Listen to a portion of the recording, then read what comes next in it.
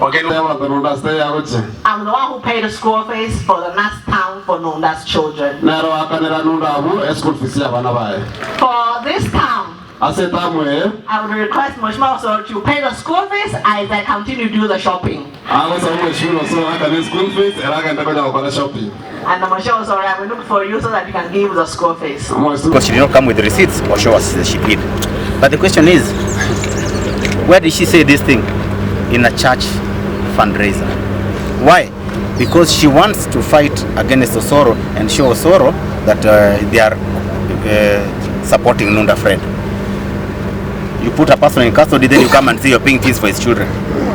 Oh.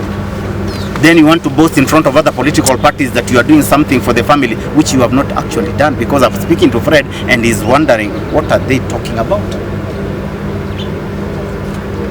And they asked Osoro, please go now and also pay fees. I will take care of other things.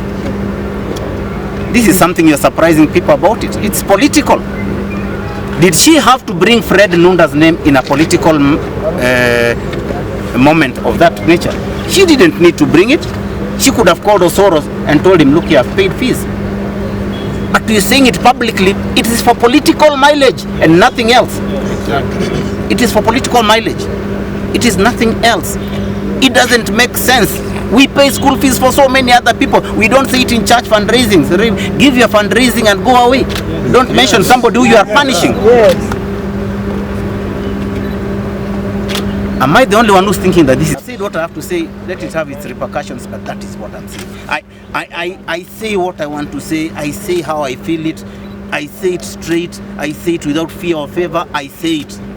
So that if you do not like what I have said, we know the position we are standing at. You know from where we are right now, where we stand.